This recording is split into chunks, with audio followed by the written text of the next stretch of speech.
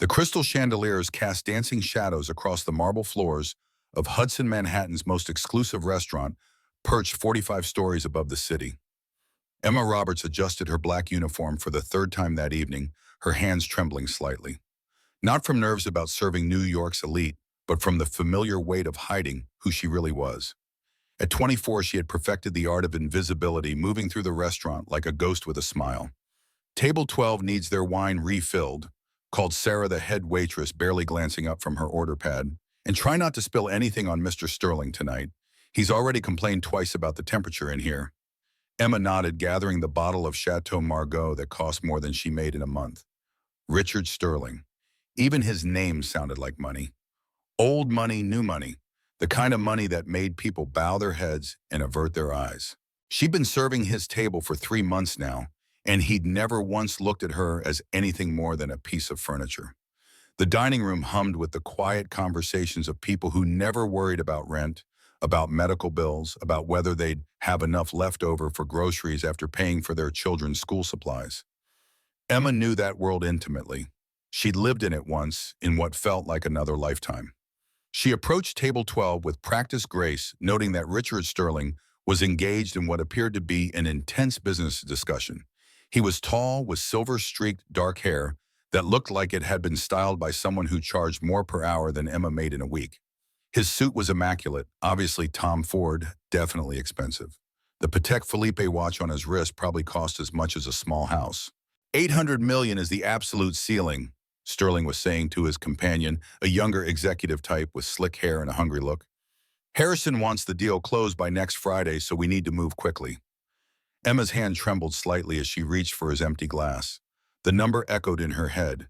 800 million. The casual way he mentioned it like it was pocket change.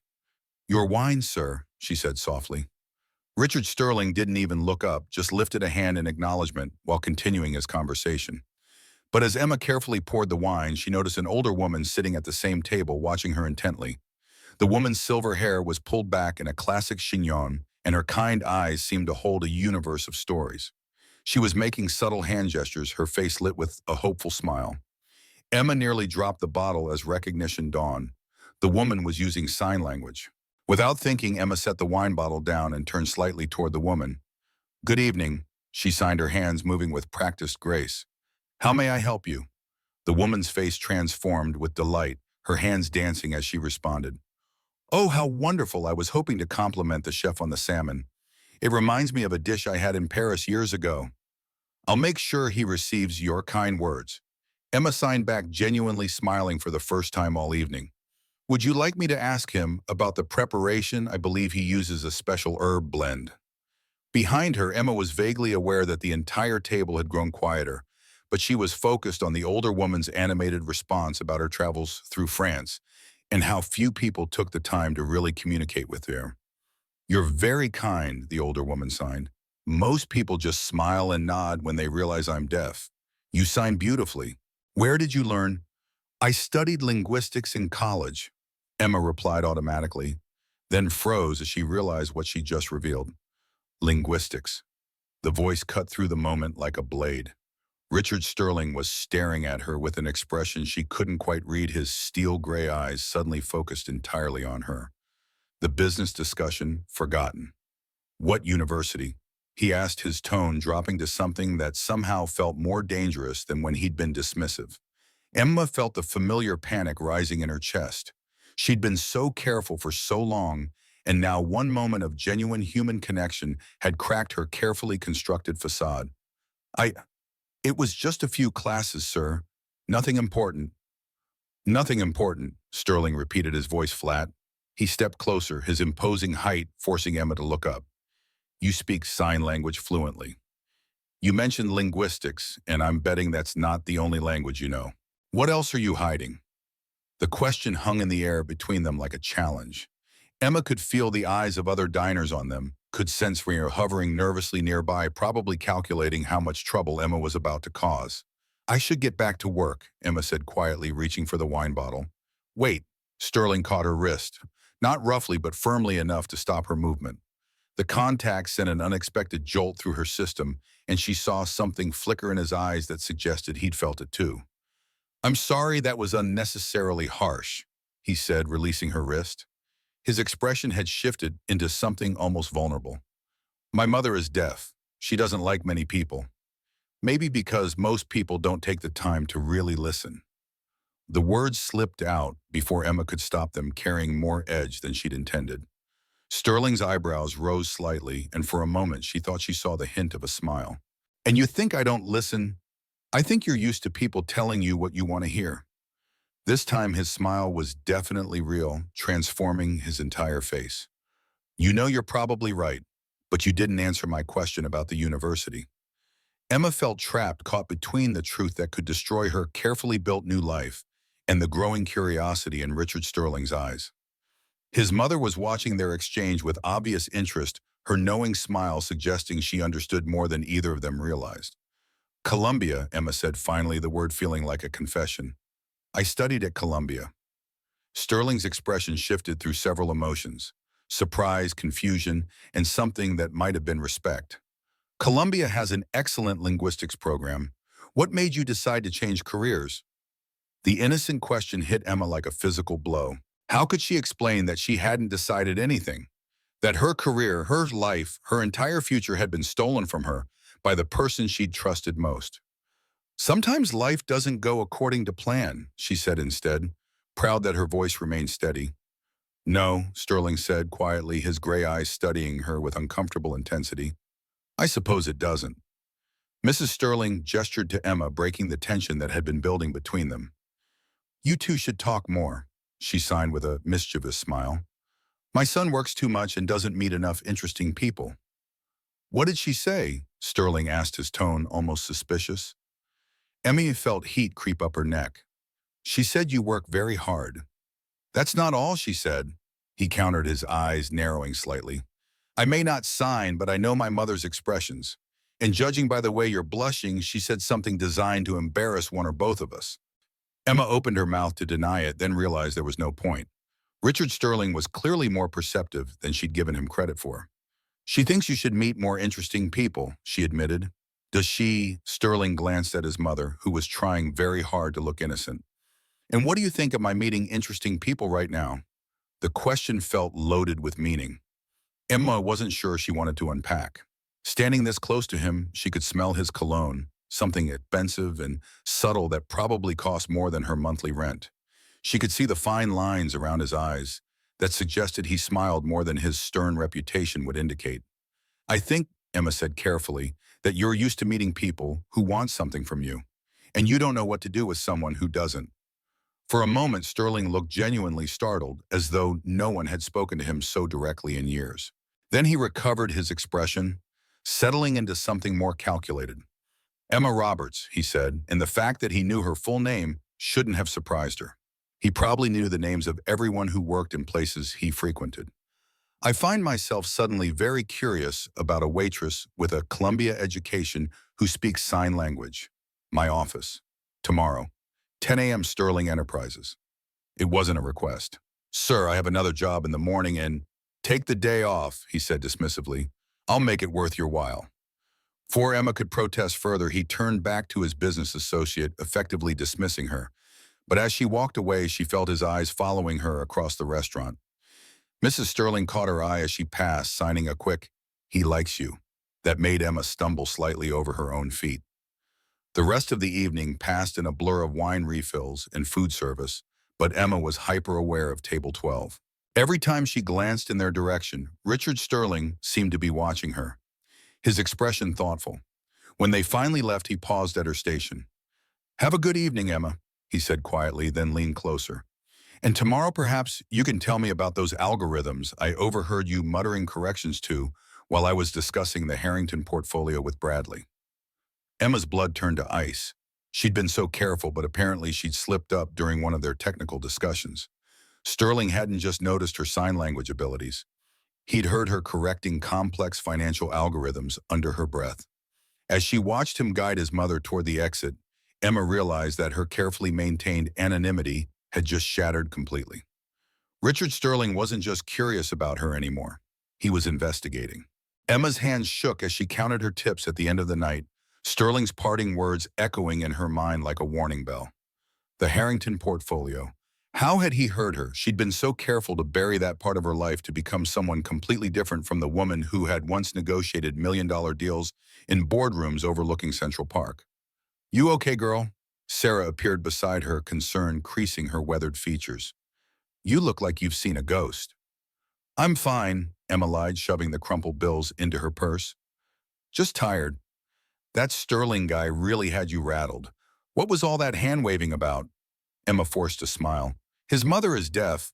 I was just taking her compliments to the chef. Since when do you know sign language? The question was casual, but Emma caught the underlying curiosity. She'd worked so hard to blend in to be unremarkable. One conversation with Sterling had undone months of careful invisibility.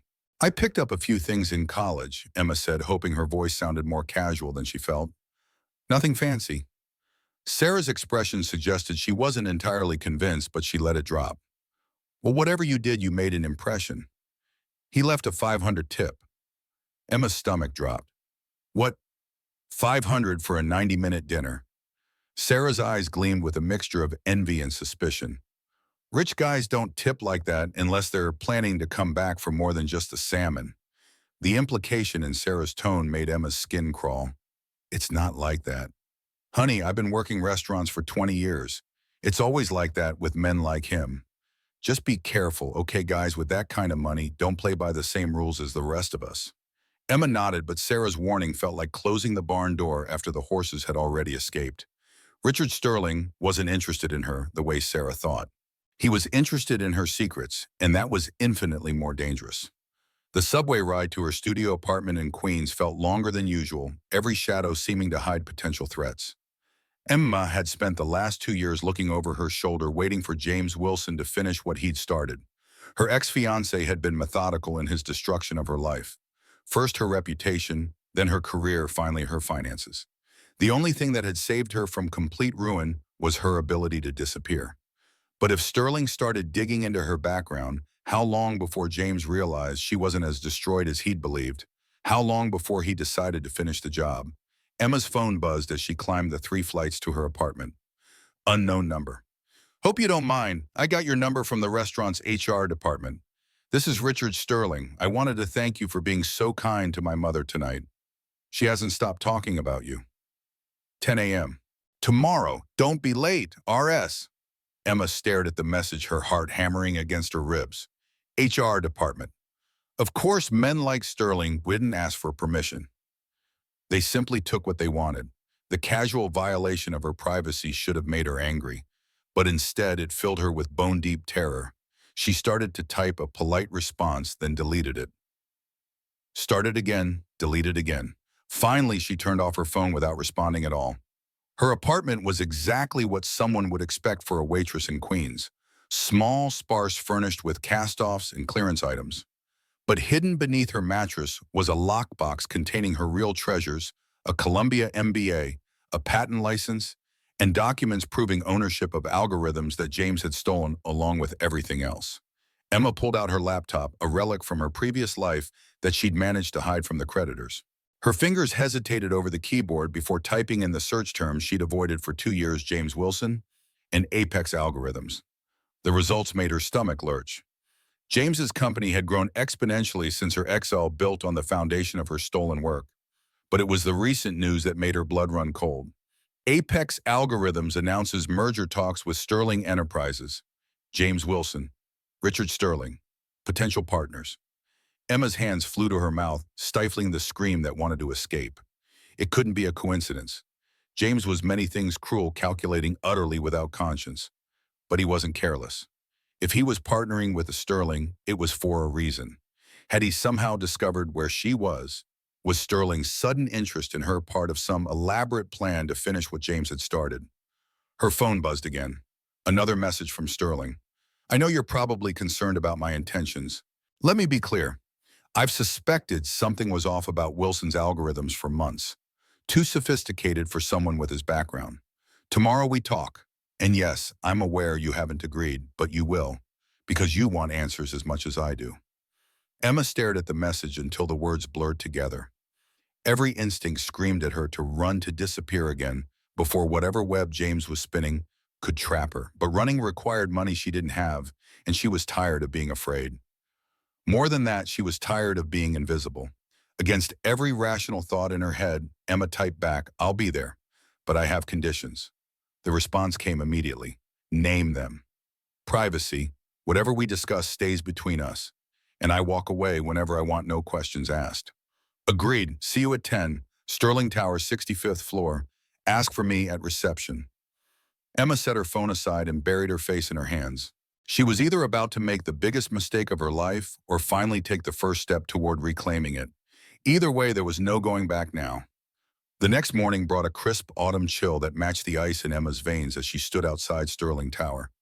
The gleaming skyscraper rose 68 stories above Manhattan, its glass and steel exterior reflecting the morning sunlight like a monument to wealth and power. It was the kind of building she'd once moved through with confidence back when she was Emily Morgan, financial prodigy, and co-founder of Apex Algorithms, not Emma Roberts, the invisible waitress. Emma dressed carefully in the one outfit she'd salvaged from her previous life, a simple black dress that had once cost more than she now made in 2 weeks. It felt strange against her skin, like wearing a costume from a play she'd forgotten how to perform. She'd pulled her usually tied-back brown hair into a smooth chignon and applied just enough makeup to look professional without drawing attention to herself. The perfect disguise hiding in plain sight as her former self. The security guard at the front desk looked her over with practiced indifference. Name and appointment. "Emma Roberts. I'm here to see Richard Sterling, 10 o'clock appointment." The guard checked his computer, then nodded. "65th floor. They're expecting you." The elevator ride felt like ascending to another world, each floor taking her further from the safe anonymity she'd built and closer to the life she'd lost. When the doors opened onto the 65th floor, Emma stepped into a reception area that screamed old money and careful taste. Everything from the furniture to the artwork spoke of wealth that didn't need to announce itself. "Miss Roberts." The receptionist rose as Emma approached, her professional smile faltering slightly when she saw her. Emma recognized the look, the quick assessment that determined she didn't quite belong in these rarefied heights. "Mr. Sterling is waiting for you in his office, right this way." Emma followed the woman down a corridor lined with framed financial newspapers featuring Sterling Enterprises' successes. Her heels sank into plush carpet as they approached a set of imposing double doors at the end of the hall. The receptionist knocked once, then opened the door. "Miss Roberts is here, Mr. Sterling." "Send her in." Richard Sterling's office was even more impressive than Emma had imagined. Floor-to-ceiling windows offered a breathtaking view of Manhattan, making the city look like a toy model far below. His desk was a massive slab of dark wood that probably cost more than a year's rent on her apartment. Behind it, Sterling stood looking out over the city, his back to the door. "Close the door, please," he said without turning around. Emma did as instructed, her heart pounding so loudly she was certain he could hear it. This had been a mistake. She should leave now before Emily Morgan, Sterling said, finally turning to face her. His expression was unreadable, his steel gray eyes assessing her with clinical precision. "Or should I call you Emma Roberts? Which do you prefer?" Emma felt the floor tilt beneath her feet. He knew. Somehow in the 12 hours since their encounter at the restaurant, Richard Sterling had uncovered her real identity. "How did you please?" Sterling gestured to a chair in front of his desk. "Sit down before you fall down. You look like you've seen a ghost, though I suppose in a way you have." Emma sank into the chair, her legs suddenly unable to support her. "You know who I am." "I know who you were," Sterling corrected, taking his own seat behind the desk. "Emily Morgan, child prodigy, double major in computer science and finance at MIT by 19, MBA from Columbia by 21, co-founder of Apex Algorithms with James Wilson at 22, engaged to be married, rising star in the financial technology sector." He paused, his eyes never leaving her face. "And then 2 years ago, you vanished amid accusations of intellectual property theft and embezzlement. Charges that were mysteriously dropped, but not before your reputation was thoroughly destroyed."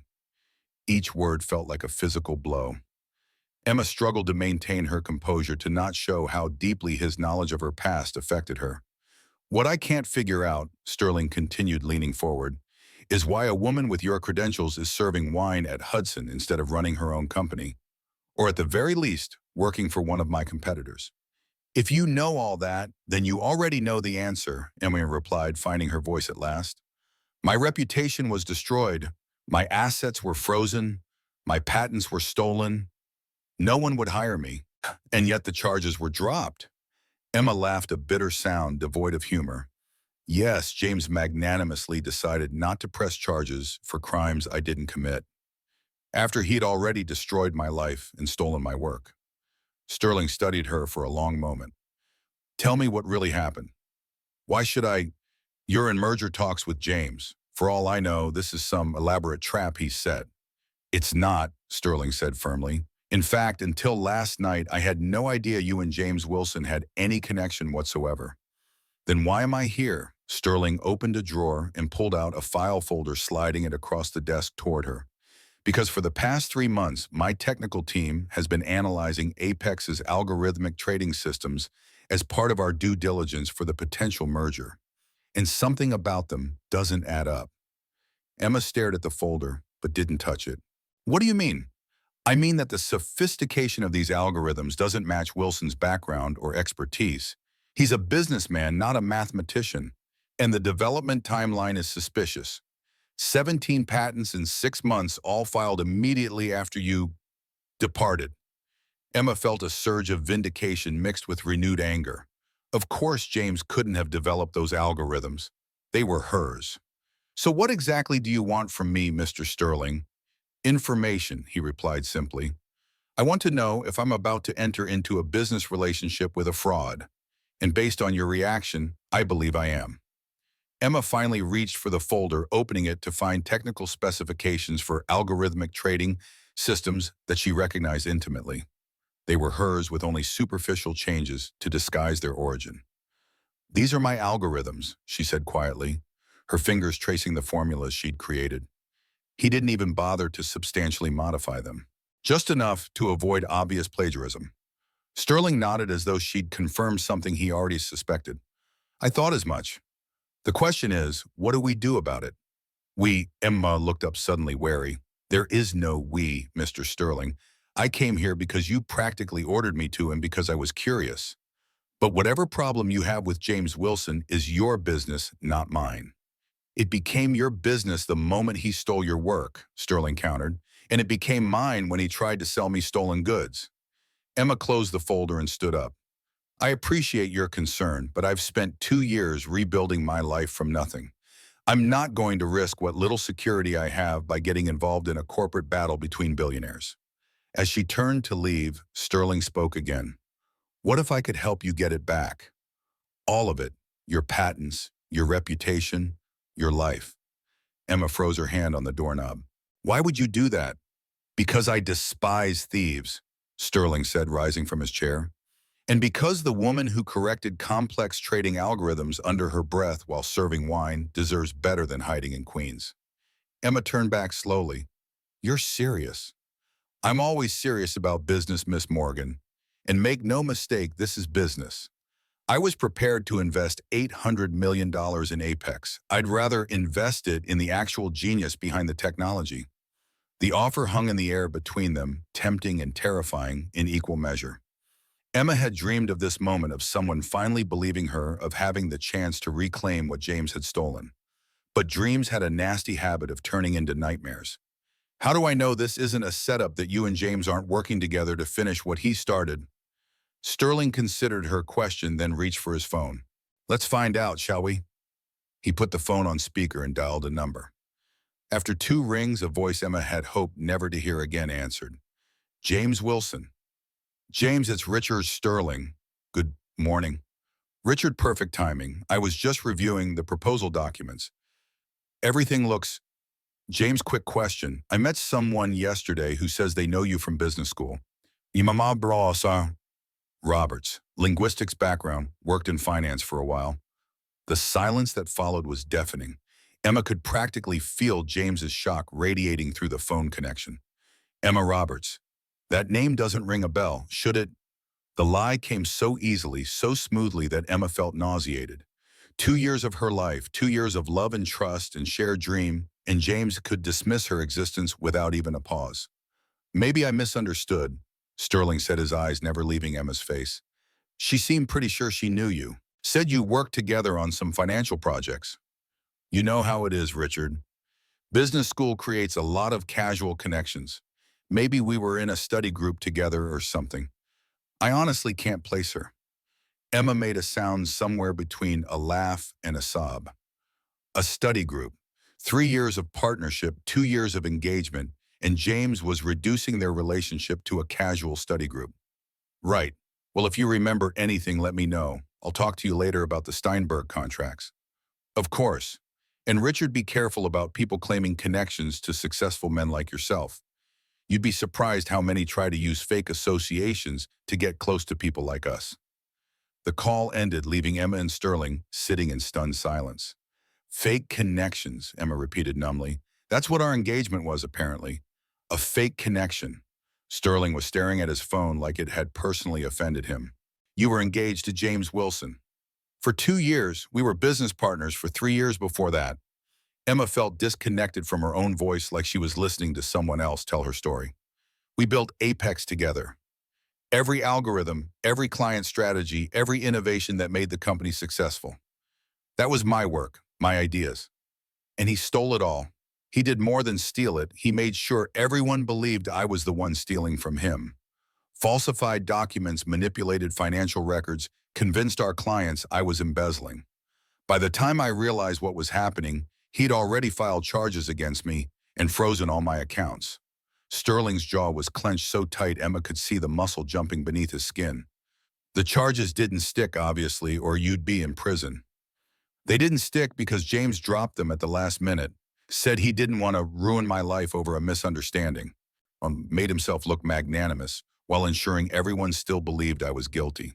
Who drops theft charges against someone unless they're absolutely certain the person is guilty, but they're feeling charitable? That's, Sterling ran a hand through his hair, displacing the careful styling.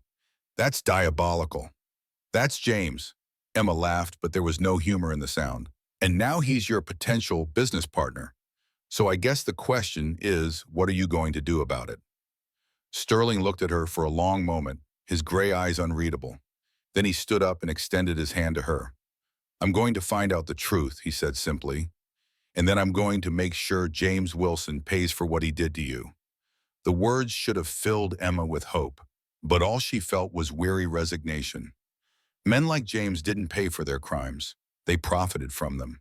And men like Sterling, no matter how sincere they seemed, always chose money over justice when the moment of truth arrived. But when she looked up at his outstretched hands, something in his expression made her chest tighten with an emotion she thought James had killed forever hope.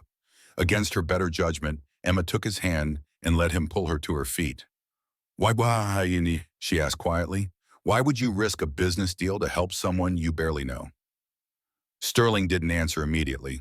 Instead, he studied her face with an intensity that made her feel exposed, like he could see straight through all her carefully constructed defenses. Because, he said finally, I've spent my entire life surrounded by people who want something from me. And yesterday, for the first time in years, I met someone who just wanted to be kind to my mother. Someone who had no idea who I was, who had no agenda except basic human decency. He paused, his thumb brushing across her knuckles in a gesture that sent heat shooting up her arm. And because James Wilson just lied to my face about knowing you, which means everything you've told me is probably true, and everything he's told me is probably a lie. Emma felt tears prick at the corners of her eyes. When was the last time someone had believed her without proof, without documentation, without endless explanations? What if you're wrong, she whispered. What if I'm the liar? Sterling smiled, and the expression transformed his entire face, softening the hard lines and warming the steel in his eyes. Then I guess I'm about to make a very expensive mistake. But something tells me that's not the case.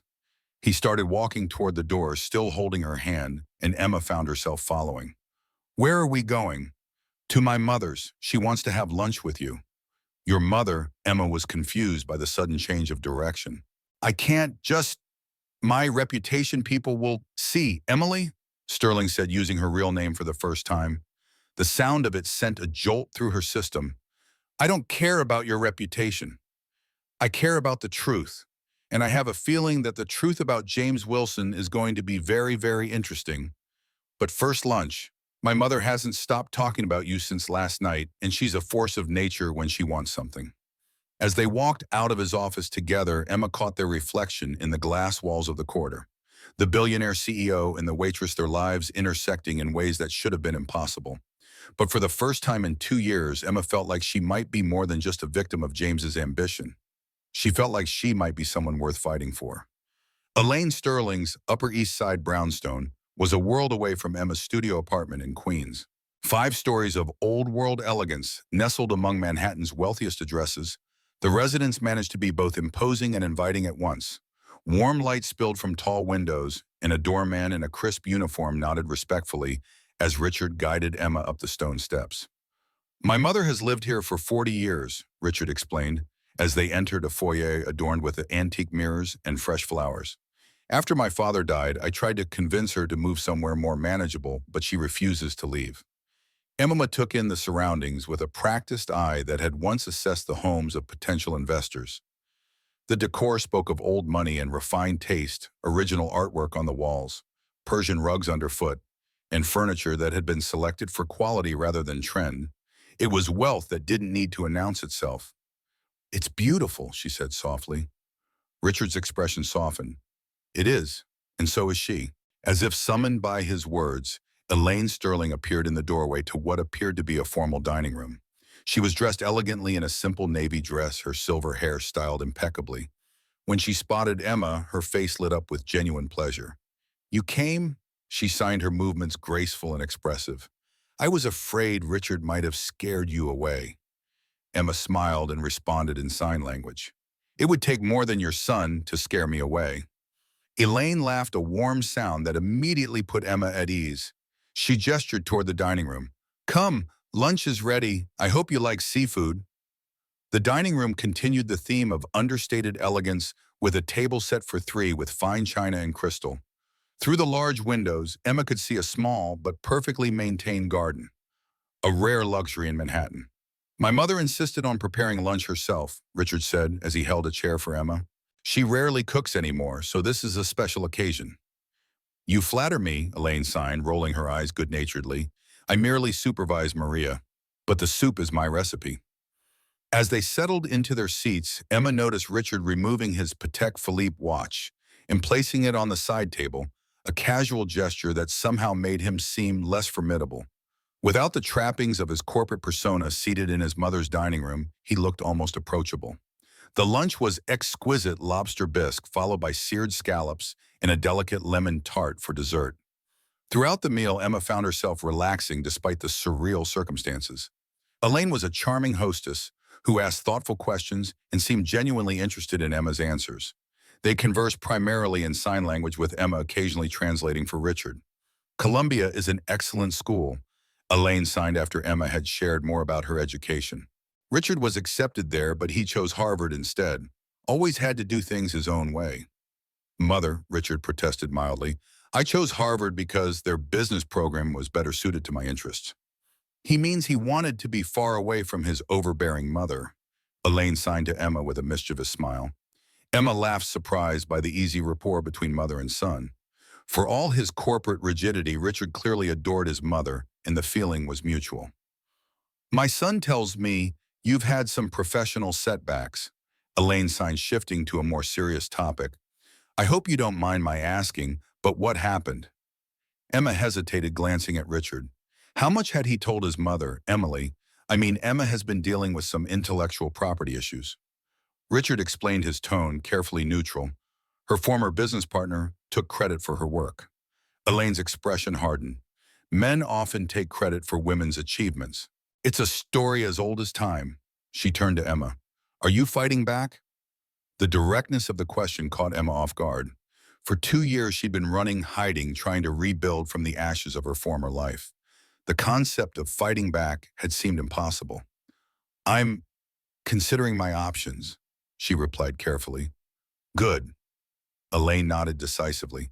"Never let them win without a fight." There was something in the older woman's expression that suggested personal experience, and Emma found herself wondering about Elaine's own story. Had she faced similar battles in her time? As the meal concluded, Elaine insisted on showing Emma her garden, leaving Richard to take a business call. The small outdoor space was an oasis of calm amidst the city's chaos with carefully tended roses and a small fountain bubbling peacefully. "My son is a good man," Elaine signed once they were alone. "But he hasn't always been." Emma wasn't sure how to respond to this unexpected confidence. "What do you mean?" Elaine settled onto a stone bench, patting the space beside her in invitation. "Richard was married once, did you know that?" "No, I didn't."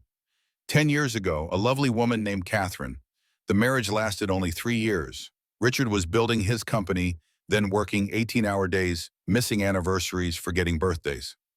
Elaine's hands moved with a mixture of sadness and resignation. He was becoming his father. Emma remained silent, sensing there was more to the story. "My husband was a brilliant businessman, but a terrible husband and father, always chasing the next deal, the next million. He died of a heart attack at his desk at 58. Richard was 25. Elaine's eyes grew distant with memory. "At the funeral, Richard promised me he would never make the same mistakes. But ambition is a powerful drug, and promises are easy to forget when you're chasing success." "What happened to Catherine?" "She left him, said she refused to be a widow to a living man." Elaine's smile was sad. It was the wake-up call Richard needed, but by then it was too late to save the marriage. Since then, he's worked hard to balance success with humanity. Some days are better than others. Emma nodded, understanding more clearly the complexity behind Richard Sterling's carefully controlled exterior. He wasn't just a wealthy CEO. He was a man haunted by his father's legacy and his own failures. "Why are you telling me this?" she asked. "Because my son is interested in helping you, and I want you to understand why." Elaine's gaze was piercing despite her age. Richard had spent the last 7 years trying to redeem himself to be the man he promised to be at his father's funeral. Helping you might be part of that journey for him. "I'm not a charity case," Emma signed, a flash of pride cutting through her caution. "No, you're not," Elaine agreed. "You're a brilliant young woman who has been wronged. And my son recognizes that because he spent years trying to right his own wrongs." She patted Emma's hand. "Just something to consider as you decide whether to trust him." Before Emma could respond, Richard appeared at the garden door, his business call apparently concluded. He looked between the two women with mild suspicion. "Should I be worried about what you two are discussing?" "Absolutely," Elaine signed with a smile. "We're comparing notes on difficult men." Richard rolled his eyes, but there was fondness in the gesture. "I hate to cut this short, but we should get back to the office. I have some information to share with Emma about her situation." Elaine stood, embracing Emma warmly. "Come back soon," she signed. "It's been too long since I've had someone to talk to who truly understands me." As they departed the brownstone, Emma felt a strange mixture of emotions. The lunch had humanized Richard in ways she hadn't anticipated. He wasn't just the intimidating CEO or potential ally against James Wilson. He was a son who loved his mother, a man with his own regrets and failures. "Your mother is remarkable," Emma said as they settled into the back seat of Richard's town car. "She is, boy," he agreed, his expression softening. "And she likes you, which is rare. My mother is an excellent judge of character." "She told me about your ex-wife." Richard stiffened slightly, then sighed. "Of course she did. My mother believes in full disclosure." He turned to look out the window, his profile sharp against the passing scenery. "Catherine deserved better than what I gave her. It's one of my many regrets." The vulnerability in his admission surprised Emma. It was a glimpse beneath the polished exterior, a crack in the armor of Richard Sterling, titan of industry. "We all have regrets," she said quietly. Richard turned back to her, his gray eyes searching her face. "What are yours?" "Trusting James," she replied immediately. "Believing he loved me when all he wanted was my mind, my work." "Do you regret the work itself?" Emma considered this. "No, the algorithms I created could genuinely help people manage risk, make better financial decisions. That's why it hurt so much when James stole them. It wasn't just about the money or the recognition. It was about the potential good they could have done if used properly." Richard nodded, understanding in his expression. "Then perhaps it's time to reclaim that potential." The remainder of the drive passed in contemplative silence, the Manhattan skyline rising around them like a forest of glass and steel. When they arrived at Sterling Tower, Richard led Emma not to his office, but to a conference room where a distinguished-looking man in his 60s was waiting with several folders spread before him. Emma, this is Charles Morrison, head of legal counsel for Sterling Enterprises and a personal friend. Charles, this is Emily Morgan, also known currently as Emma Roberts.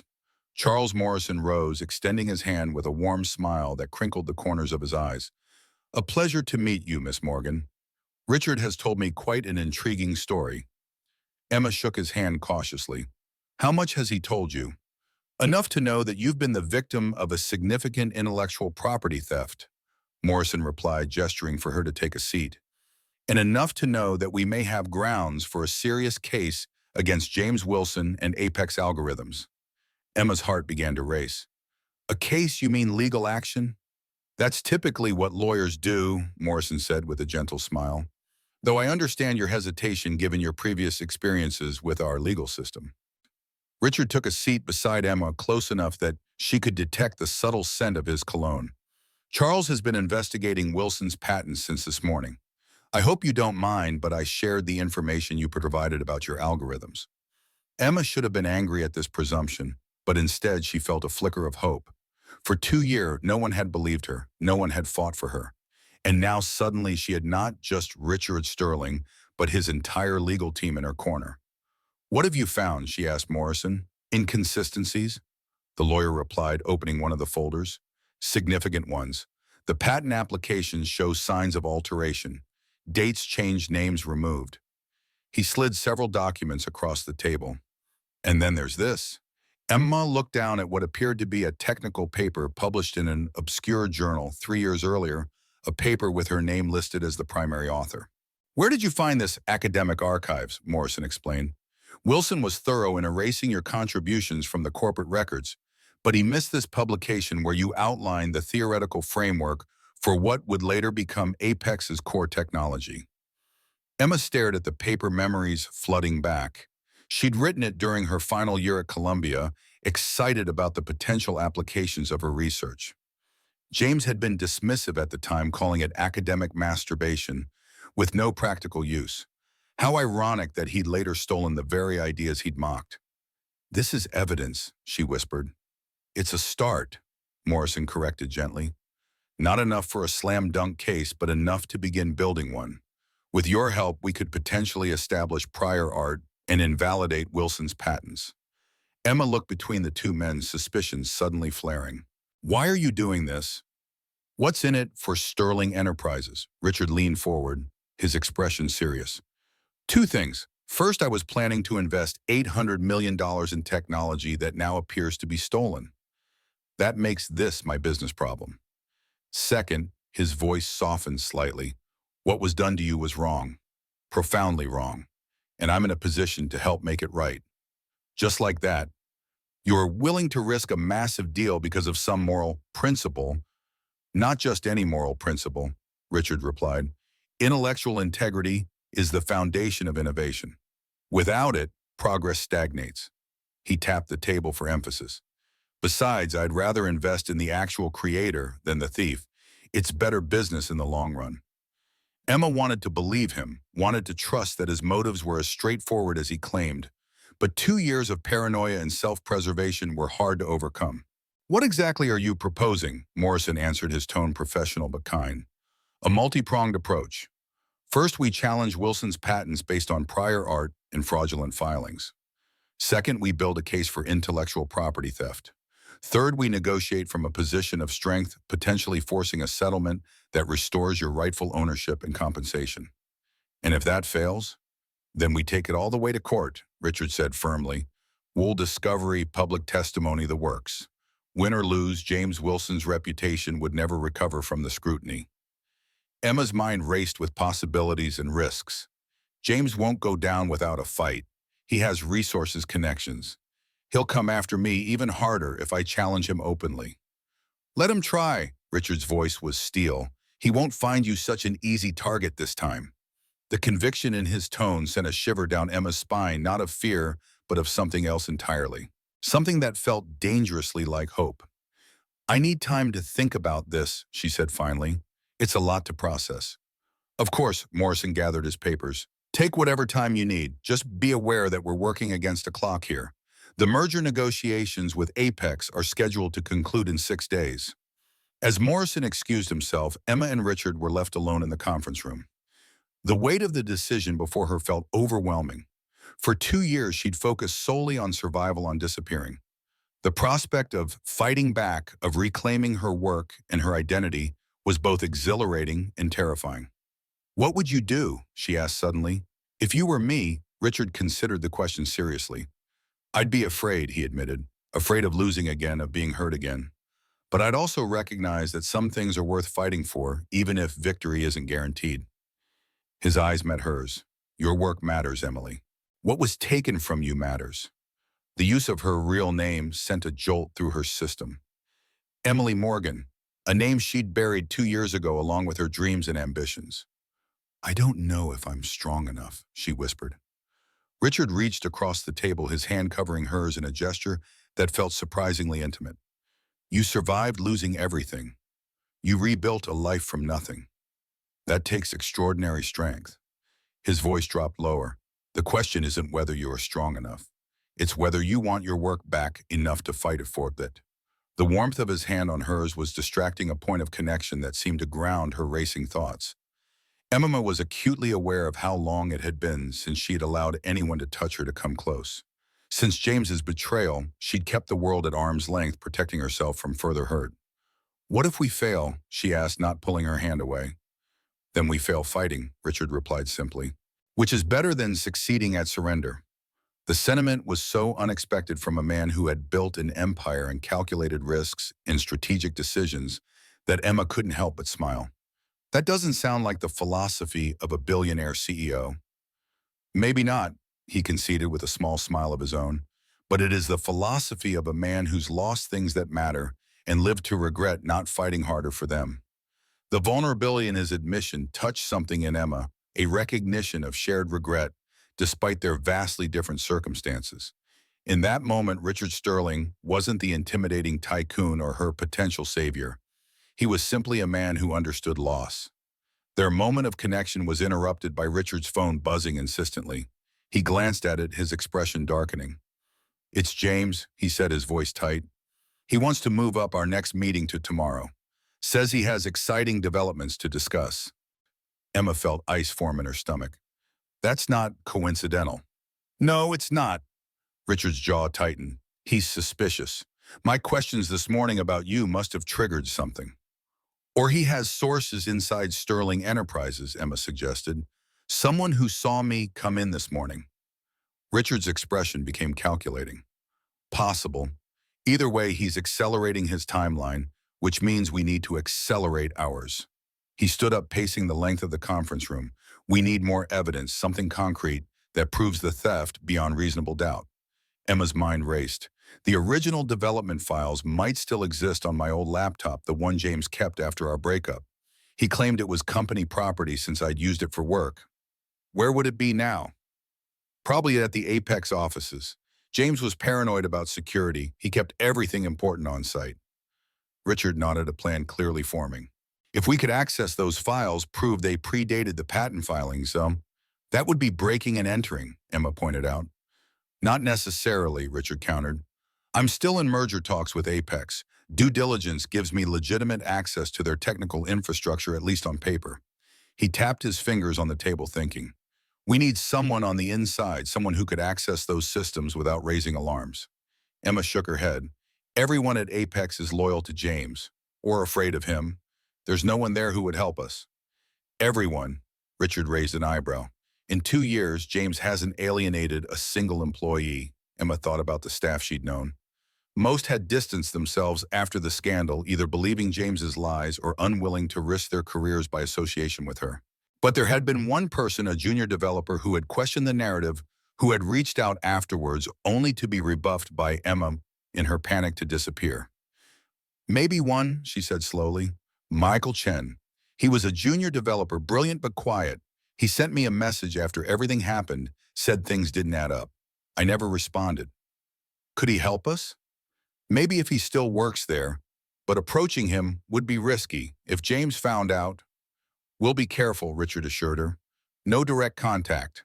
I'll have my security team find out if he's still at Apex and what his current position is. Then we can determine if he's a viable ally." The methodical way Richard approached the problem, breaking it down into manageable steps, reminded Emma of why he was successful. Where she saw obstacles, he saw tactical challenges to be overcome. Even if we get the evidence, Emma said, James has resources connections. He'll fight back hard. Good, Richard's smile was predatory. Let him. The harder he fights, the more desperate he'll appear.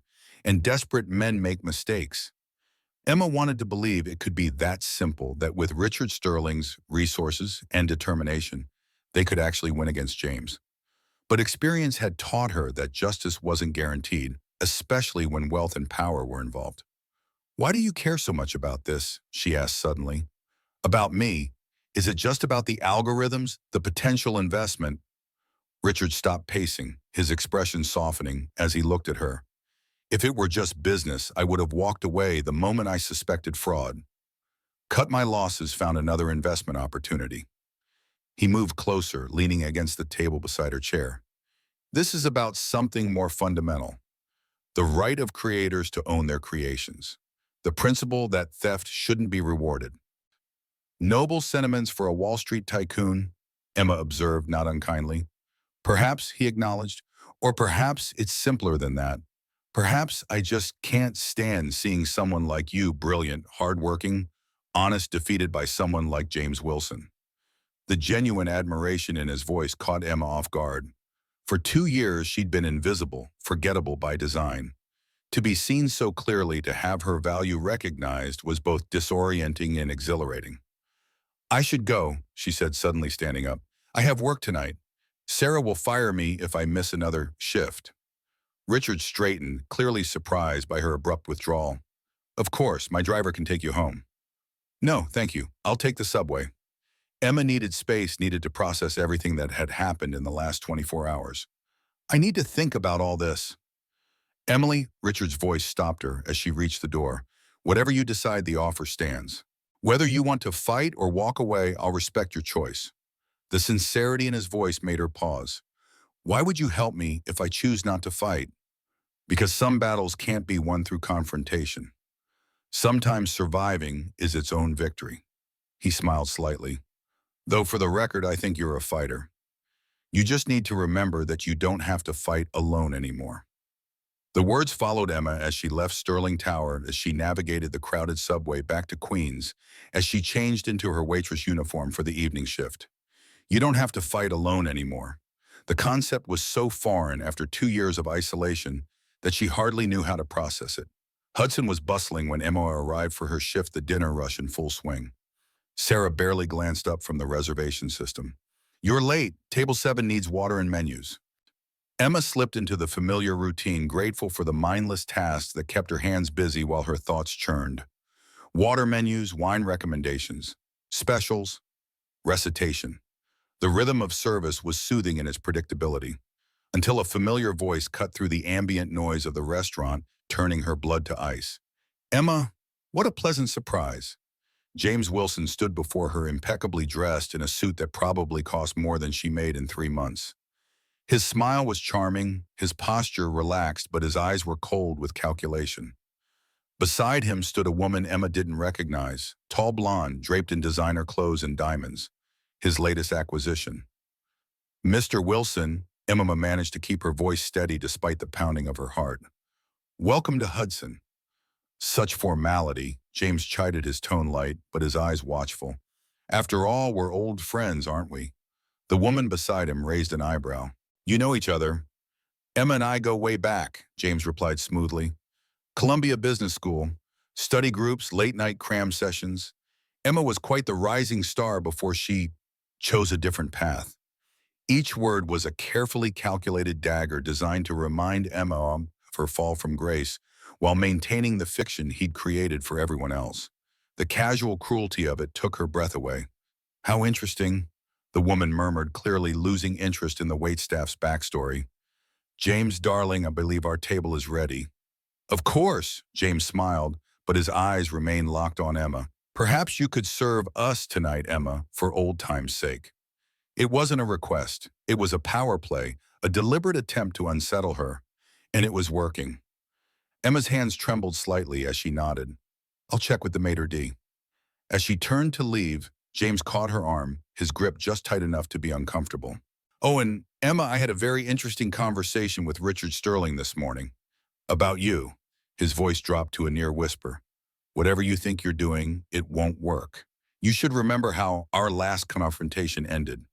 The threat hung in the air between them as he released her arm and followed his date to their table. Emma stood frozen, her mind racing with implications. James knew.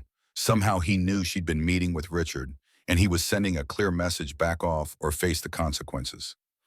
Emma made it to the staff restroom before the panic attack hit full force. Her lungs seemed to collapse, her vision narrowing to pinpricks as she struggled to breathe. James was here. He had found her.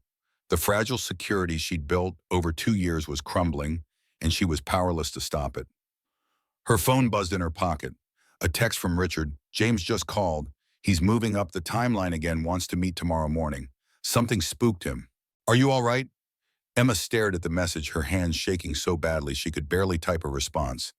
"He's here at Hudson right now. He knows I've been talking to you." Richard's response was immediate. "Stay calm.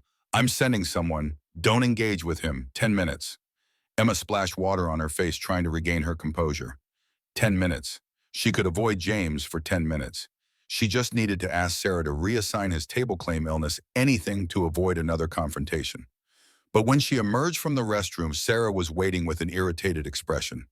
"Table 12 is asking for you specifically. Some big shot in his arm candy. Said you're old friends." "Sarah, I can't. I'm not feeling well." "Look, I don't care if you slept with him, owe him money, or hate his guts." Sarah cut her off. "He tipped $200 just to get you as his server. So paste on a smile and do your job." Emma felt trapped.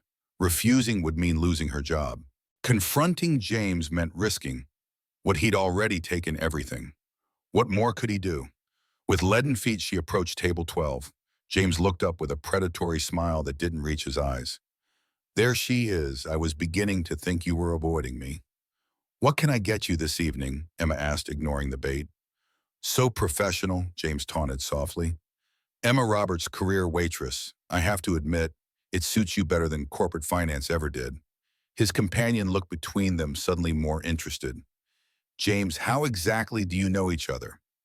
"As I said, college," James replied smoothly, though Emma here had much bigger ambitions back then. "Isn't that right, Emily?" The use of her real name was deliberate, a reminder that he held her secrets. Emma's grip tightened on her order pad. "The specials tonight are seared scallops with a citrus reduction or roasted duck with cherry compote," she continued as if he hadn't spoken. "The sommelier recommends the Pouligny Montrachet with the scallops." James leaned forward, his voice dropping to a whisper. "I know what you're doing with Sterling. It won't work. You're nothing but a convenient tool for him to try to devalue my company before acquisition. Once he has what he wants, he'll discard you just like I did." Each word was precisely calibrated to wound, to trigger the insecurities and fears that had haunted Emma for 2 years. And despite everything, despite knowing his tactics, they still cut deep. "Will you be ordering wine this evening?" she asked, her voice remarkably steady despite the turmoil inside. James's expression hardened at her non-response. "You always were stubborn. It's what made breaking you so satisfying." James, his date, interjected, clearly uncomfortable with the undercurrents. "Perhaps we should order." "Yes, darling, of course." James's smile returned, though his eyes remained cold. "Time, we'll have the Cru Grande Cuvée. 2010 if you have it. Nothing but the best for my fiancé." The word fiancé struck Emma like a physical blow. Not because she harbored any lingering feelings for James, but because it represented his complete escape from consequences. While she had lost everything, been forced to rebuild from nothing, he had simply moved on to his next victim, his life unaffected by the destruction he'd caused. "Congratulations," she managed, the word tasting like ash. As she turned to fetch the champagne, James's voice followed her. "Oh, and Emma, tell Richard I'm looking forward to our meeting tomorrow. I have some concerns about potential conflicts of interest in our negotiations, specifically his recent interest in historical artifacts." The veiled threat was clear. James was planning to use her against Richard to potentially scuttle the merger negotiations by suggesting impropriety. He was turning her very existence into a weapon. Emma's hands trembled as she retrieved the expensive champagne from the wine cellar. She had to warn Richard, had to let him know what James was planning. But as she emerged, a commotion near the restaurant entrance caught her attention. Richard Sterling had arrived, his commanding presence causing a stir among the staff and patrons alike. His eyes scanned the restaurant until they locked on Emma, relief visible even across the distance. Then his gaze shifted to table 12, and his expression hardened into something dangerous. Before Emma could intervene, Richard was striding toward James's table, purpose in every step. The two titans of finance facing off in the middle of Manhattan's most exclusive restaurant. Wilson, Richard's voice carried just enough to draw attention without creating a scene. What a coincidence. I was just in the neighborhood and thought I'd try the famous salmon. James's smile remained fixed, but his eyes narrowed fractionally. Sterling. Quite a coincidence indeed. Care to join us? My fiancé and I were just discussing our upcoming nuptials. Another engagement, James. How ambitious of you. Richard's tone was light, but the implication was unmistakable. Another engagement.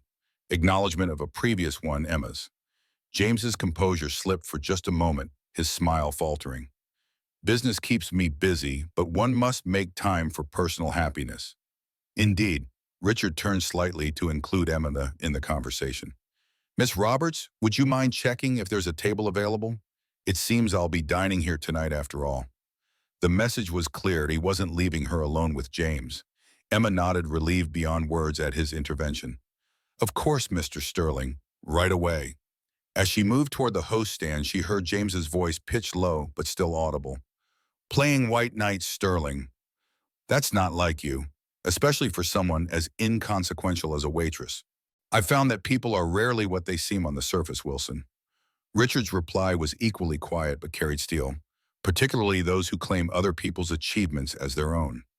By the time Emma had secured a table for Richard, the tension between the two men was palpable, an almost physical force crackling in the air around them.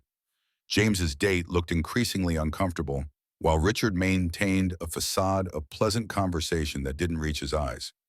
Your table is ready, Mr. Sterling, Emma announced, grateful for the professional script that allowed her to maintain composure. Richard nodded politely to James and his fiancée. Enjoy your evening. I look forward to our meeting tomorrow. Wilson, I believe we have much to discuss. As Richard followed Emma to his table, she felt James's eyes burning into her back, a sensation she remembered all too well from the days when his obsession with her work had turned possessive, controlling. The familiar fear threatened to overwhelm her again, but Richard's steady presence beside her provided an anchor. Are you all right? He asked quietly once they were out of earshot. No, she admitted, her voice barely audible. He's going to try to use me against you in the negotiations. Suggest impropriety, conflict of interest. Richard's expression didn't change, but something in his eyes hardened. Let him try. James Wilson isn't the only one who knows how to play corporate chess. He said I'm just a tool for you to devalue his company. Emma continued, the words spilling out despite her efforts to maintain professionalism. That once you get what you want, you'll discard me too. Richard's hand caught hers, hidden from view by the menu he was pretending to study. The touch was warm, grounding, unexpectedly intimate. James Wilson projects his own motivations onto others, he said, his voice low and intense. He used you because that's all he knows how to do, use people as means to an end. But not everyone operates that way. Emma wanted to believe him, wanted desperately to trust that Richard Sterling was different. But 2 years of paranoia and self-protection were hard to overcome. Why should I believe you? She whispered. Richard met her eyes, his gaze steady and clear. Because I could have approached this as a purely business problem. I could have used the evidence of fraud to negotiate a better price for Apex without ever involving you. The fact that I'm risking a major acquisition to help you get justice should tell you something about my priorities. The logic was compelling, but it was the genuine concern in his expression that finally breached Emma's defenses. For the first time since James's betrayal, she allowed herself to believe that someone might actually be on her side, might value her for more than what they could extract from her. What do we do now? She asked. Richard squeezed her hand once before releasing it, his expression shifting to something more determined. Oh, now we accelerate our timeline. James is clearly rattled, which means he'll make mistakes. We need to be ready to capitalize on them. He still has all the power, all the resources. Not all, Richard corrected. He doesn't have you. And from what I've seen, that's the most valuable resource of all. The unexpected compliment caught Emma off guard, warmth blooming in her chest despite the dire circumstances. For 2 years, she'd been running from her own brilliance, hiding her light to avoid detection. The idea of reclaiming that part of herself, of using her mind as a weapon rather than a liability, was both terrifying and exhilarating. As Emma moved away to tend to her other tables, she felt the weight of James's gaze following her, the threat implicit in his very presence. But for the first time, she also felt the counterbalance of Richard's support, a protective force that made her stand straighter, move more confidently. The game had changed. James had found her, yes, but he'd also revealed his hand too soon. And with Richard Sterling as an ally, Emma finally had a chance to fight back. The battle lines were drawn. The question now was who would make the next move and whether Emma was ready to step out of the shadows and reclaim not just her work, but her identity. Dawn broke over Manhattan, painting the glass towers in shades of gold and amber. Emma stood at the window of Richard's executive suite on the 65th floor of Sterling Tower, her mind replaying the events of the previous night. After James's unexpected appearance at Hudson and his thinly veiled threats, Richard had insisted she stay in the corporate apartment rather than return to Queens. It's safer, he'd said, and for once Emma hadn't argued. The apartment was tasteful but impersonal, clearly designed for visiting executives rather than actual living. Yet it offered a security her tiny Queens studio hadn't provided in 2 years. The confrontation with James had stripped away her last illusion of anonymity, forcing her to make decisions she'd been avoiding for far too long. A soft knock at the door pulled Emma from her thoughts. Richard stood there, already impeccably dressed in a charcoal suit, his silver-streaked hair perfectly styled. The only sign of his own restless night was a slight tightness around his eyes. "Good morning," he said, offering her a steaming cup of coffee. "Did you sleep at all?" "Not much," Emma admitted, accepting the coffee gratefully. "Too much to think about." "I know the feeling." Richard's gaze moved past her to the cityscape beyond. James Wilson arrives in exactly 2 hours. Charles Morrison and the legal team are already preparing. But before that happens, we need to talk strategy. Emma took a sip of coffee, allowing the warmth and caffeine to fortify her. "I assume James is coming in prepared to accuse you of impropriety for meeting with me." "Almost certainly," Richard agreed, moving further into the room. "But we can use that to our advantage. James doesn't know how much evidence we've already gathered, doesn't know about the academic paper Charles found. He'll think he has the upper hand by exposing our connection. And that's when you reveal what you know about the patent fraud," Emma concluded, seeing the strategy take shape. "Exactly. But there's more." Richard's expression was carefully neutral, but there was an undercurrent of tension in his voice. "Michael Chen, your former colleague, he still works at Apex, senior developer now. And according to my security team's background check, he's been passed over for promotion 3 times despite leading the development of their most profitable products." Hope flickered in Emma's chest. "He might help us. We made contact last night, discreetly." Richard's lips curved in a slight smile. "He remembers you fondly. Says James takes credit for all his work, too." "That sounds like James," Emma said bitterly. "What did Michael say?" "He's willing to meet tonight after work." Richard paused, studying her face. "But before that happens, you need to decide. Are you ready for this fight, Emily?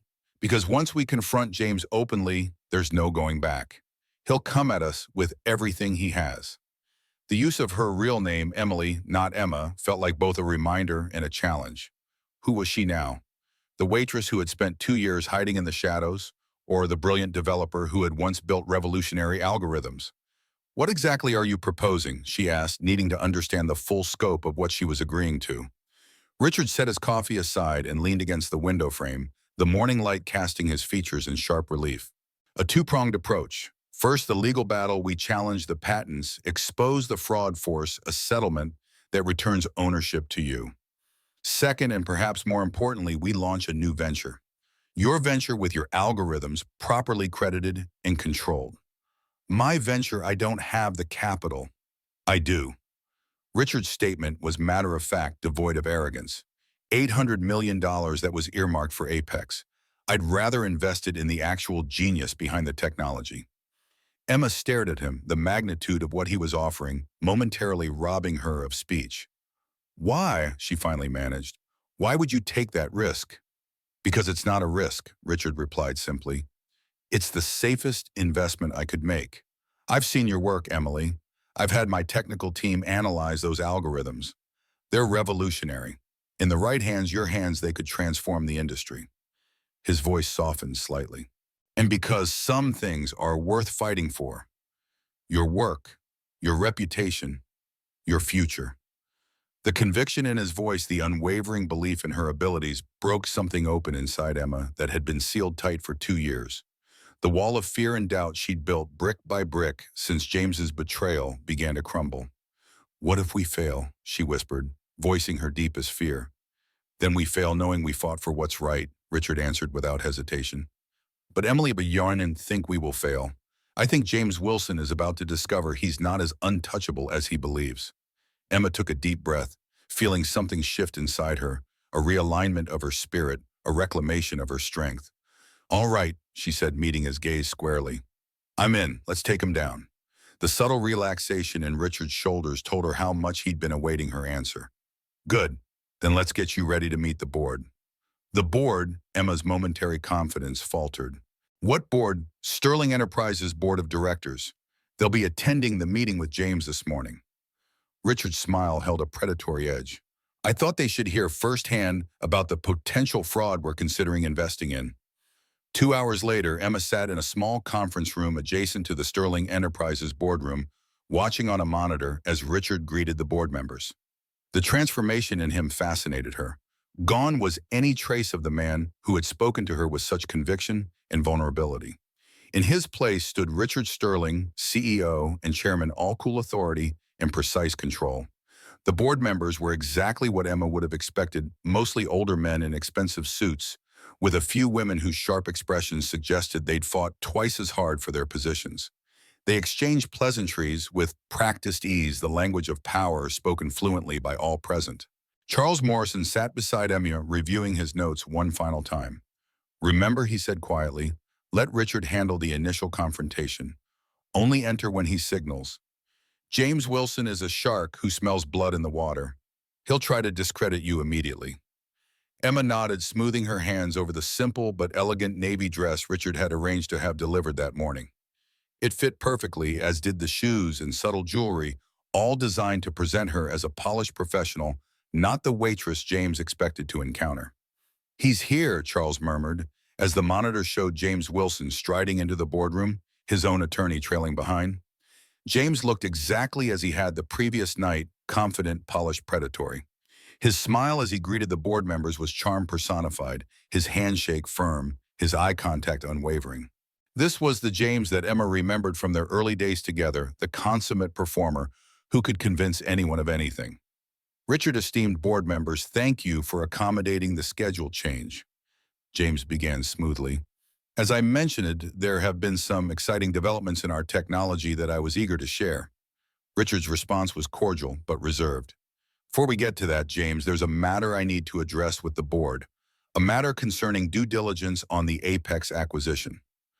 Something flickered briefly in James's expression, a momentary fracture in his confident facade. Of course, due diligence is essential in any transaction of this magnitude. Indeed. Richard's tone remained casual, but Emma could see the calculation in his eyes.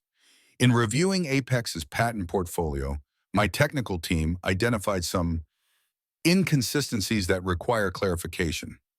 James's smile tightened almost imperceptibly. Inconsistencies? Yes. Specifically, questions about the original authorship of your core algorithms? Richard paused, letting the statement hang in the air. It seems there may be a prior claim to the intellectual property we're considering acquiring. The boardroom temperature seemed to drop 10 degrees. One of the older board members leaned forward, his expression sharpening with interest. What kind of prior claim, Richard? James's attorney immediately interjected. Any such claims would be baseless. Apex's intellectual property portfolio has been thoroughly vetted. Has it? Richard's smile was cold as he opened the folder before him. Because we've uncovered evidence suggesting that the core algorithms underpinning Apex's trading platform were actually developed by someone else. someone whose name was systematically removed from the patent applications. James's composure slipped for just a fraction of a second before he recovered. These are serious allegations, Richard. If you have concerns, you should have raised them privately, not ambushed me in a board meeting. I'm not in the habit of handling potential fraud privately, Richard replied mildly. And since we're discussing the investment of $800 million of Sterling Enterprises capital, I believe the board should be fully informed.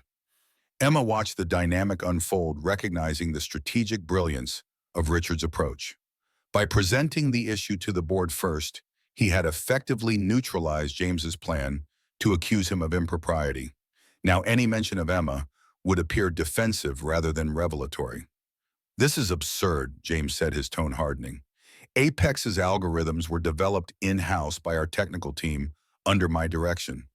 If you have evidence to the contrary, I'd like to see it. I thought you might. Richard nodded to his assistant, who opened the boardroom door, which is why I've asked the actual developer to join us. That was her cue. Emma took a deep breath, squared her shoulders, and followed Charles Morrison into the boardroom. The shock that registered on James's face when he saw her was worth every moment of the past 2 years of hiding.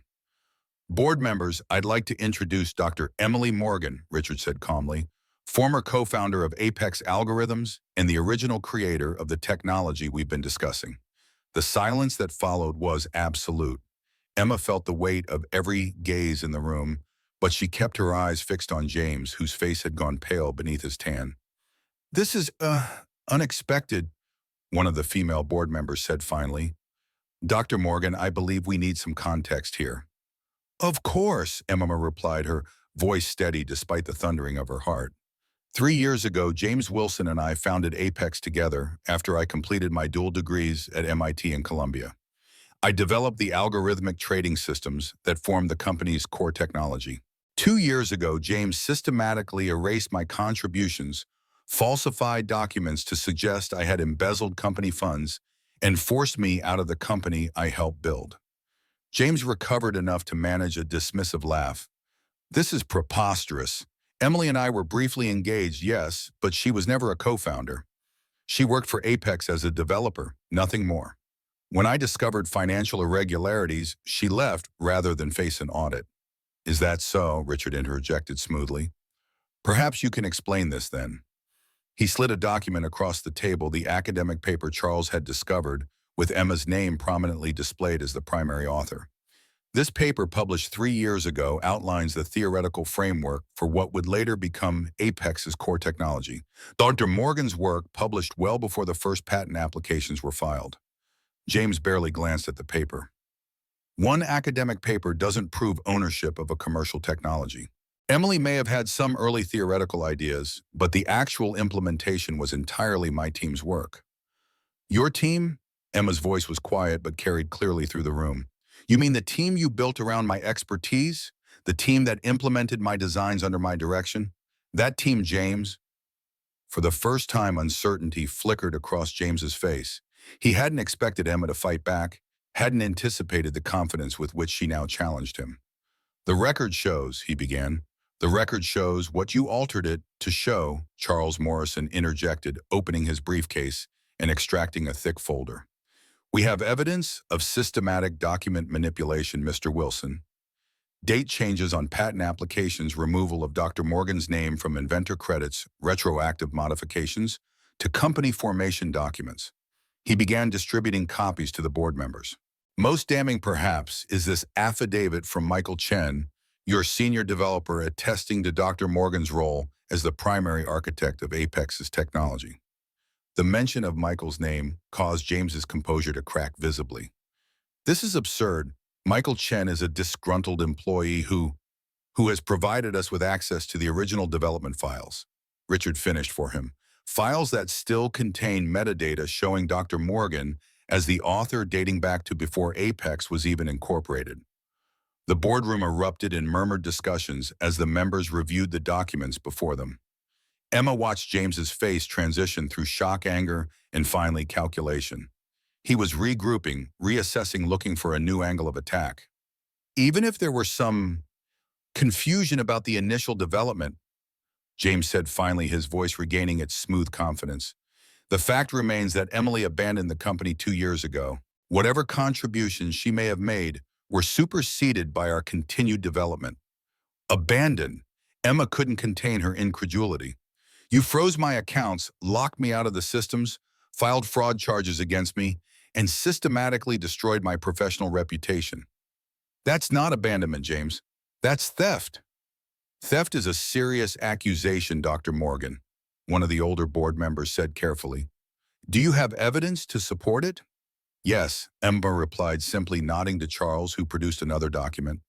The fraud charges that James filed against me 2 years ago, charges he later dropped magnanimously to avoid ruining my career. What he didn't know is that I recorded our last conversation before he locked me out. She paused, meeting James's suddenly wary gaze. A conversation in which you explicitly threatened to manufacture evidence against me if I didn't walk away quietly. The color drained from James's face. That's not, you can't. Oh, but I can, Emma said, her voice gaining strength. You see, James, you taught me an important lesson. Always keep receipts.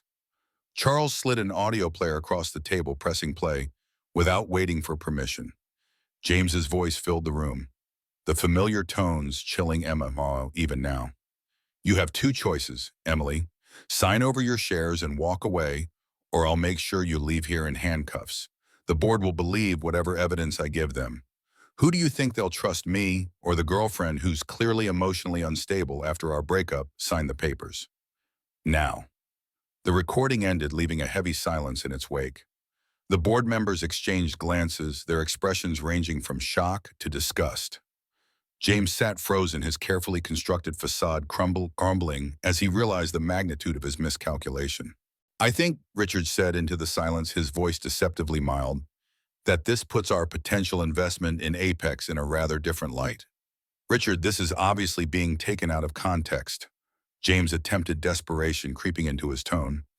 Emily and I had a contentious breakup. Things were said in anger. Things were done in calculation, Emma corrected. You stole my work because you couldn't create it yourself. You destroyed my reputation because you feared I'd compete with you. You didn't act in anger, James. You acted in greed. The female board member who had spoken earlier leaned forward, her gaze sharp as she addressed Richard. I believe we need to reconsider our position on the Apex acquisition. Mr. Sterling, what are your recommendations? Richard nodded, his expression grave. I propose we immediately suspend all merger discussions with Apex Algorithms pending a full investigation into these allegations of intellectual property theft and corporate fraud. Additionally, I recommend we consider an alternative investment backing Dr. Morgan in establishing a new venture based on her original work, properly credited and legally protected. James's attorney finally found his voice. This is outrageous. You're using these unfounded accusations to devalue Apex before acquisition. It's negotiation tactics, nothing more. If the accusations are unfounded, Charles replied smoothly, then Mr. Wilson should welcome a full investigation to clear his name. Unless, of course, there's something to hide. James stood abruptly, his chair scraping against the polished floor. This meeting is over. Sterling, you have made a serious mistake. My attorneys will be in touch. He gathered his papers with shaking hands, his mask of composure shattered beyond repair. As he turned to leave, Emma spoke one last time, her voice clear and steady. James. He paused but didn't turn around. You once told me I'd never work in this industry again. You were wrong about that. You were wrong about a lot of things. The boardroom door closed behind James with a definitive click, leaving Emma standing before the assembled board members, her heart pounding, but her spine straight. For the first time in 2 years, she wasn't hiding. She wasn't running. She was reclaiming what was rightfully hers. Richard turned to the board. Ladies and gentlemen, I believe we have some decisions to make. The next hour passed in a blur of questions, explanations, and strategic discussions. The board members, initially skeptical, grew increasingly convinced by the evidence Charles and Richard presented. By the time the meeting concluded, they had unanimously approved Richard's proposal to suspend the Apex acquisition and explore a potential investment in Emily's new venture instead. As the board members filed out, offering Emily their cards and expressions of support that ranged from genuine to opportunistic, she felt a surreal sense of vindication. After 2 years of being nobody, She was suddenly somebody again, Dr. Emily Morgan, innovative developer, potential business partner to Sterling Enterprises. When the last board member had departed, leaving only Emily, Richard, and Charles in the massive boardroom, she finally allowed herself to exhale fully, her shoulders slumping slightly as the tension of the past hours released. That, Charles said with quiet satisfaction, went even better than we anticipated. Richard's expression was more measured. It's only the beginning. James Wilson isn't going to disappear quietly. He'll fight back hard. Let him, Emily replied, surprising herself with the steel in her voice. I'm not afraid of him anymore. The smile that spread across Richard's face was warm with approval. No, I don't believe you are. He checked his watch. We're scheduled to meet with Michael Chen in 3 hours. In the meantime, I suggest we discuss the foundation of your new company. If you're still interested. I am, Emily confirmed without hesitation. The idea that had seemed impossible just hours ago now felt inevitable, the natural next step in reclaiming her life and work. Though I'll need a new name, Apex is rather thoroughly tainted now. I've been thinking about that, Richard said, gesturing for her to follow him back to his office. What about Phoenix rising from the ashes seems appropriate? Emily considered it, then shook her head. Too obvious. What about Morgan Analytics? Simple, direct, honest. Morgan Analytics, Richard repeated, testing the name. I like it. Strong, clear, personal. And as they entered his office, Richard's assistant approached with an urgent expression. Sir Mr. Wilson's attorney has already filed for an emergency injunction. They're claiming corporate espionage and breach of confidentiality agreements. Richard appeared entirely unruffled by the news. As expected, Charles. Already on it, the attorney replied, pulling out his phone. We prepared our counter-filing last night, and I've alerted the SEC about potential securities fraud at Apex, given the deliberate misrepresentation of intellectual property assets. Emily watched this rapid-fire response with a mixture of awe and apprehension. The machinery of corporate warfare was awesome in its efficiency, especially when directed by someone with Richard's resources and experience. But the mention of the SEC sent a chill through her. Securities fraud? She asked once Charles had stepped away to make his calls. Isn't that extreme? Richard's expression was unapologetic. James Wilson stole your work, destroyed your reputation, and then attempted to sell the stolen intellectual property to my company for $800 million. That's fraud by any definition. His voice softened slightly at her concerned expression. Emily, men like Wilson only understand one language power. He'll use every weapon at his disposal against us. We need to do the same. The ruthless pragmatism in his approach was both reassuring and unsettling. Emily had spent 2 years avoiding conflict, hiding from confrontation. Now she was at the center of what promised to be a brutal corporate and legal battle. You can still walk away, Richard said quietly, reading her expression. We have enough evidence to kill the acquisition without involving you further. You could take a settlement, start over somewhere else with a clean slate. The offer was tempting, the painless exit, financial security, freedom from the coming storm. But Emily already knew her answer. No, she said firmly, I'm not running anymore. Morgan Analytics moves forward. Let James do his worst. Richard's smile was approving. Good, because I think his worst is coming. The prediction proved accurate sooner than either of them anticipated. Within the hour, news of the failed acquisition talks had leaked to the financial press. By mid-afternoon, Apex's stock was in free fall, and financial analysts were speculating wildly about the reason for Sterling Enterprises' sudden withdrawal. James's response came swiftly and brutally. A press release issued by Apex painted Emily as a disgruntled ex-employee making false claims out of jealousy and accused Richard of using her to sabotage the acquisition after finding a fatal flaw in Apex's technology.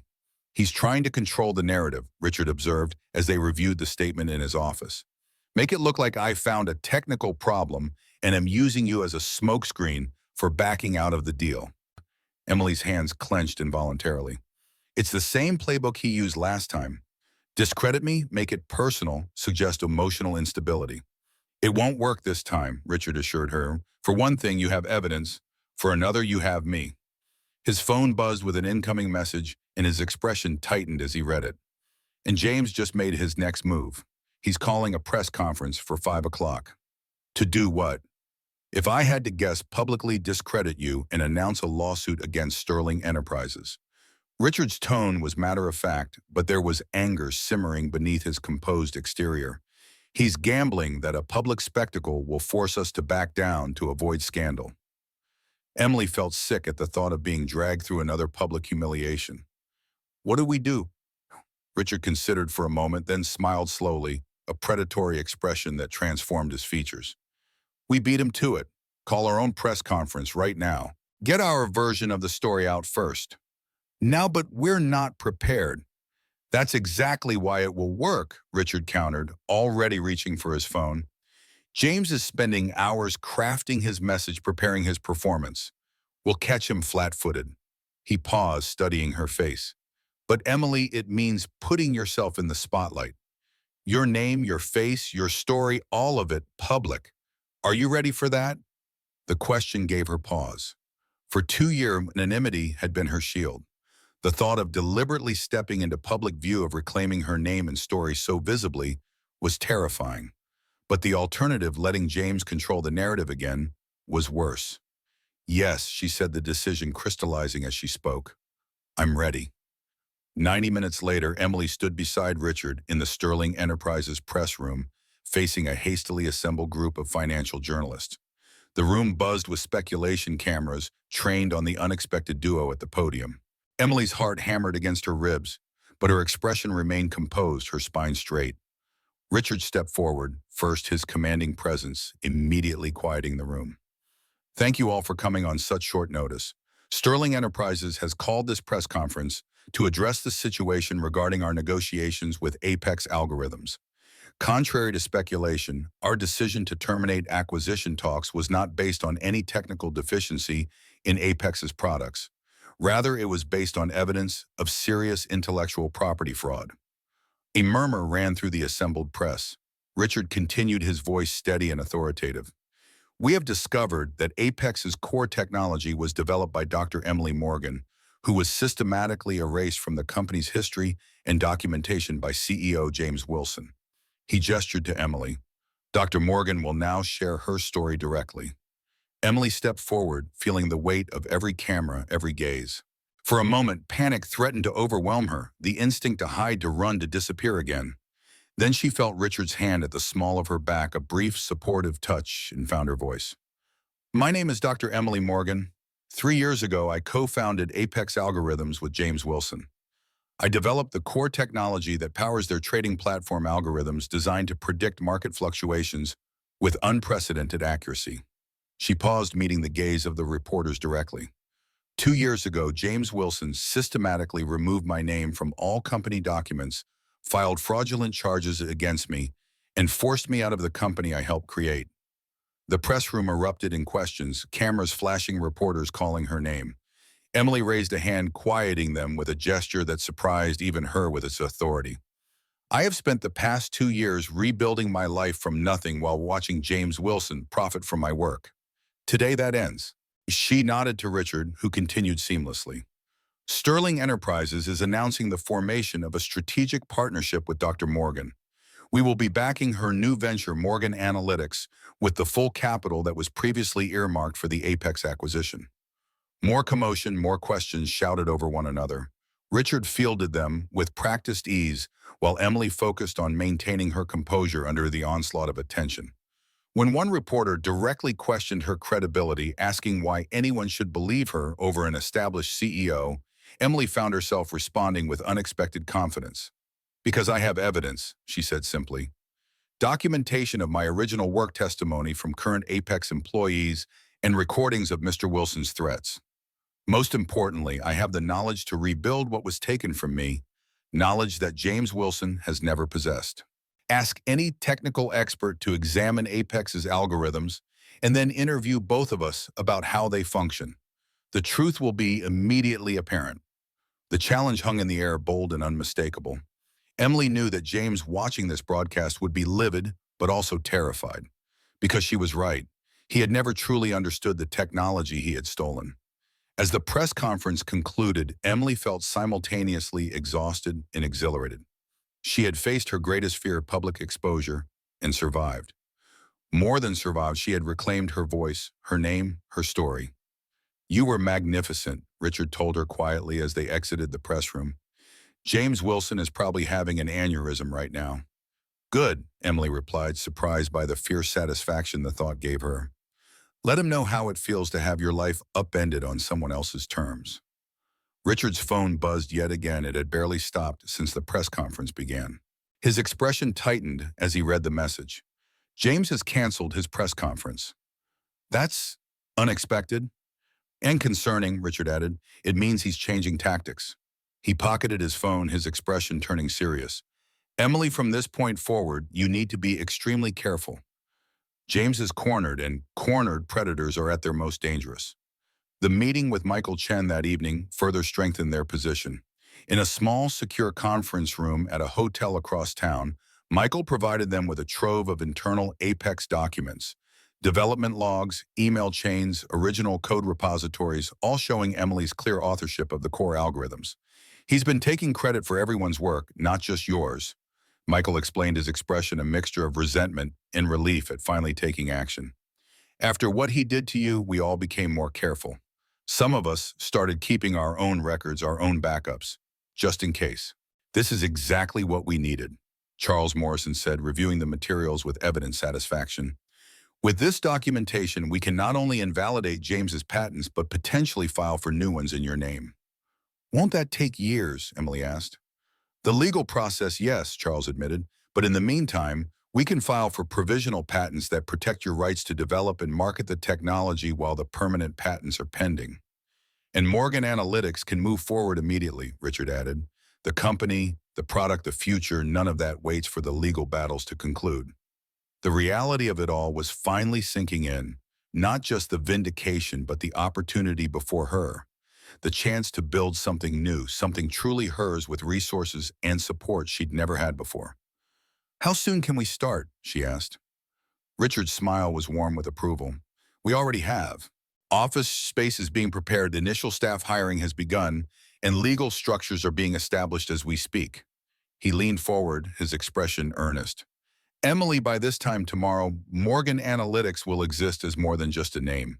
It will be real, your company, your vision, your second chance." The day's final surprise came as she and Richard were leaving the hotel. A breaking news alert flashed across the lobby television. The SEC had announced a formal investigation into Apex algorithms for securities fraud related to misrepresentation of intellectual property assets. "That was fast," Emily murmured, watching James's corporate headshot appear on the screen beside the news banner. "The SEC has been watching Apex for months," Richard explained. "Our evidence was just the final piece they needed to act." His expression was grim but satisfied.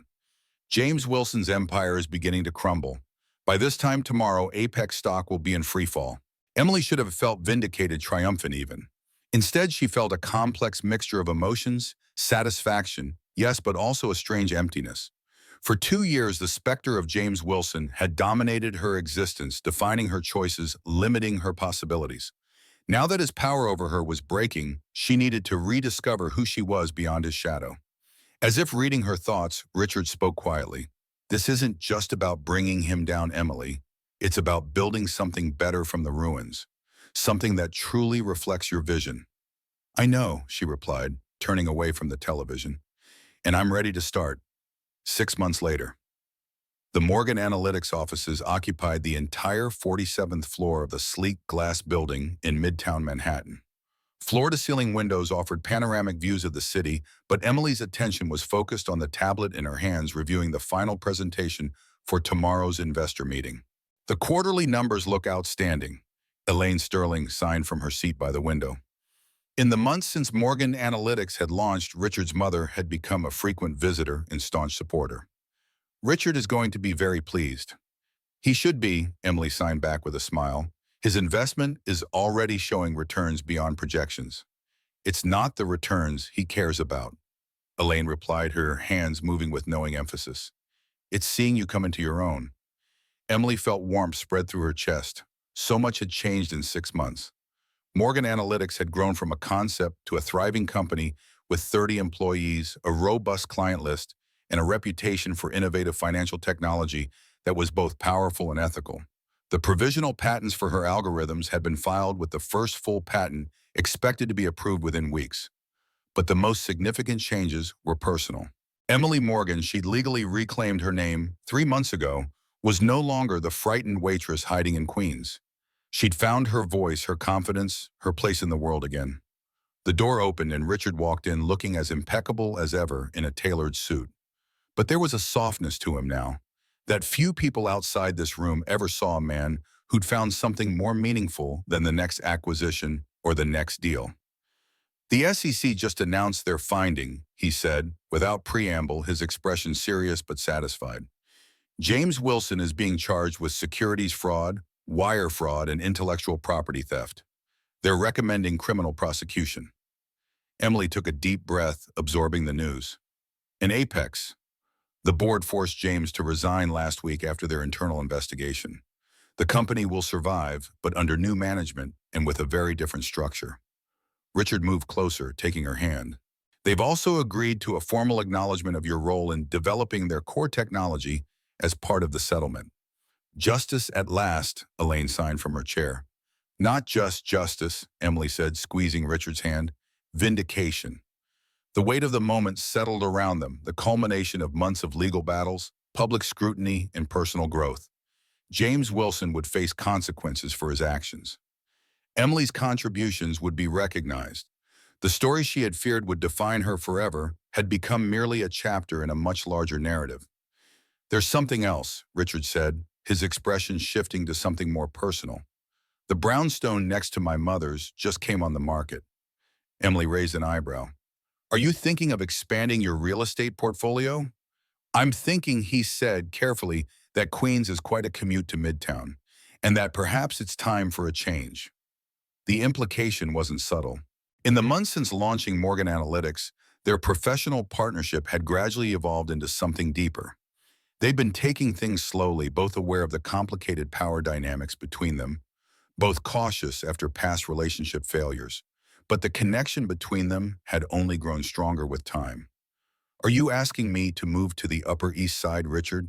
Emily asked, a smile playing at the corners of her mouth. I'm asking you to consider a shorter commute, he replied with practiced nonchalance, and perhaps more convenient access to Sunday lunch with my mother. From her chair, Elaine snorted and signed. He's asking you to take the next step, but he's too proud to say it directly. Emily laughed, the sound free and genuine in a way it hadn't been for years before meeting the Sterlings. I'll consider it, she told Richard, her eyes conveying much more than her casual tone. But only if you agree to discuss the Morgan Analytics international expansion over dinner tonight. Business and pleasure. Richard's smile was warm with promise. I believe that can be arranged. As they prepared to leave for an afternoon meeting with potential partners from Europe, Emily caught sight of her reflection in the glass walls of her office. Dr. Emily Morgan, CEO of Morgan Analytics, respected innovator woman reclaimed from the shadows. The journey from that frightened waitress to this confident executive hadn't been easy.